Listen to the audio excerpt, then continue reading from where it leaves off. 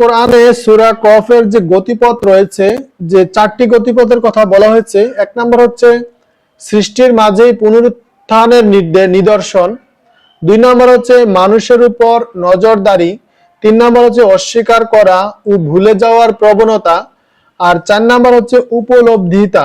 তো এই চারটা ছিল গতিপথ। আর সেন্ট্রাল থিম হচ্ছে মৃত্যু ও পুনরুত্থানের বাস্তবতা। মৃত্যু ও পুনরুত্থানের বাস্তবতা। তো আমরা যদি এক নম্বরে যাই, সৃষ্টির মাঝে পুনরুত্থানের নিদর্শন। আল্লাহ তাআলা পৃথিবী ও মহাকাশের সবকিছুই সৃষ্টি করেছেন।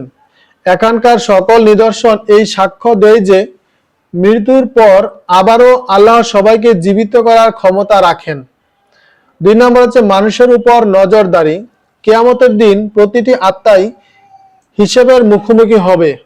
সে প্রতিনিয়ত কি কাজ করছে তার কাঁধে থাকা ফেরেশতারা লিখে চলছেন।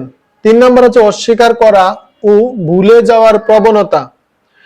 যদিও আল্লাহ মানব জাতির সামনে হাজারো নিদর্শন তুলে ধরেছেন, তবু মানুষের স্বভাব হচ্ছে মৃত্যু ও পুনরুত্থানের সত্যতাকে অস্বীকার করা ও ভুলে থাকা। চার নম্বর হচ্ছে উপলব্ধিতা।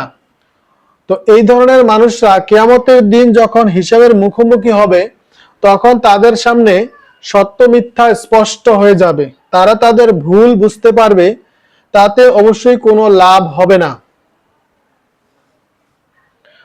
তো এই ছিল সূরাটির গতিপথ, সূরা কফের গতিপথ এবং সেন্ট্রাল থিম। তারপরে আমরা এই সূরাটির যে ওভারভিউ রয়েছে, অর্থাৎ এই যে এখানে যে সূরার যে ৪৫টা আয়াত রয়েছে, ৪৫টা আয়াতের শানে নুজুল পর্ব।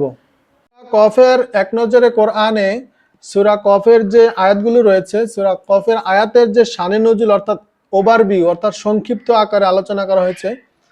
অবিশ্বাসীরা আখিরাতের বাস্তবতা কিছুতেই মেনে নিতে পারে না, তাই নানান কুযুক্তি দিয়ে পরকালকে এড়িয়ে যেতে চায়। এটা আলোচনা করেছে ১ থেকে ৫ নম্বর আয়াতে। আর ৬ থেকে ১০ নম্বর আয়াতে বলা হয়েছে পৃথিবী ও মহাকাশকে আল্লাহ সুসজ্জিত করেছেন যেন মানুষ এই নিদর্শন দেখে আল্লাহর কাছে ফিরে আসতে পারে। এটা আলোচনা করা হচ্ছে ৬ থেকে ১০ নম্বর আয়াতে। শুকনো জমিন সজীব করার মতোই আল্লাহ মানুষকে পুনরুজ্জীবিত করবেন। আগের যে জাতি অস্বীকার করেছে ধ্বংস হয়ে গেছে। এটি আলোচনা করেছে ১১ থেকে ১৪ নম্বর আয়াতে।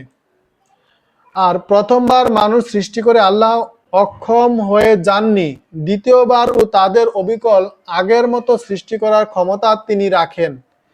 এ সম্পর্কে আলোচনা করা হয়েছে সূরা ১৫ থেকে ১৯ নম্বর আয়াতে।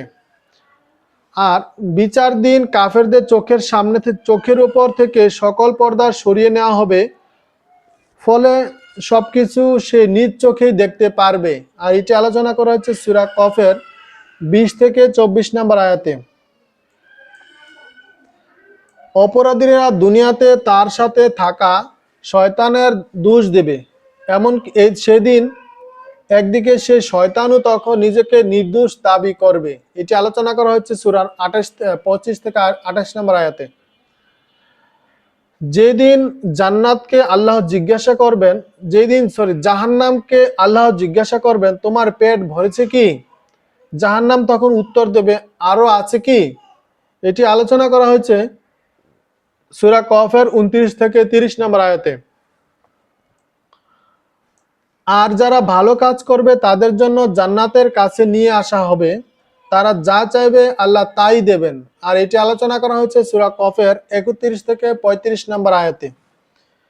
এর আগে এমন প্রজন্ম ধ্বংস করা হয়েছে যাদের দেহ ভীষণ শক্তপোক্ত ছিল, কিন্তু আল্লাহর অবাধ্য হওয়ায় শাস্তি পেয়েছে। এটি আলোচনা করা হচ্ছে ৩৬ থেকে ৪০ নম্বর আয়াতে। আল্লাহ তাআলাই জীবন দেন, মরণও দেন তিনি, আর তার কাছে সবাইকে ফিরে যেতে হবে। এটি আলোচনা করা হয়েছে সূরা কফের ৪১ থেকে ৪৫ নম্বর আয়াতে। তা আমরা শুনছি এক নজরে কোরআন থেকে সূরা কফের যে শানে নুজুল অর্থাৎ সারমর্ম যে আয়াতগুলো রয়েছে, ৪৫টা আয়াতের যে সারমর্ম এবং সংক্ষিপ্ত আকারে সুন্দরভাবে এক নজরে উপস্থাপন করা হয়েছে।